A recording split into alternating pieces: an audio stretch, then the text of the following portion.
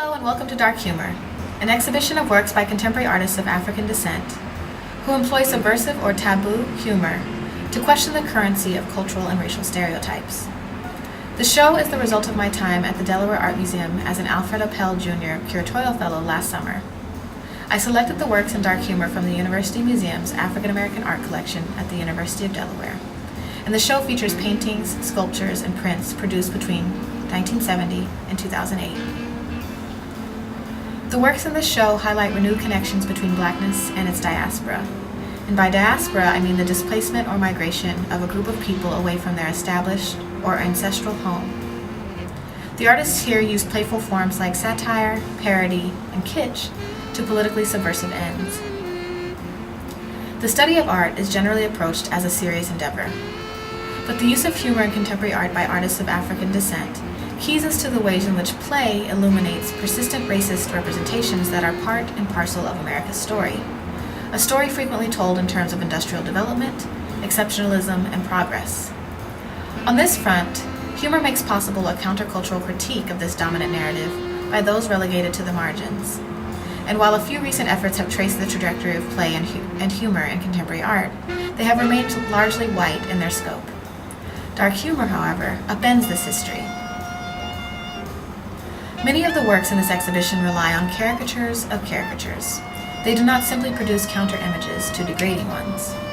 For example, the outline of a tin toy mammy, the stereotypical name for a black female slave forced to nurse and take care of the children and households of slave owners, comprises Peter Williams's painting Absolutely Hilarious of 1997. But rather than merely representing the mammy, Williams' painting is chock full of contradictions and characters whose relationships to racist imagery are not immediately obvious. Felix the cat, for instance, drawing attention to two things. One is how foundational race and representation are to America's story. The second is how commonplace these depictions are within popular culture, an ordinariness that makes these representations seem natural instead of constructed. The representation of racist imagery such as mammies and blackface minstrels has been generally dismissed in black art's criticism as politically harmful. However, some artists have been drawn to these troubling stereotypes, repeating and reconfiguring racist images to point out their absurdity. In doing so, the works in this exhibition render the accepted narratives around Blackness as absurd, clearing ground for new ones. In choosing dark humor as the exhibition title, I wanted to illustrate the ways in which skin color and facial features are often used to group together people of African descent, which can narrow Blackness's complexity.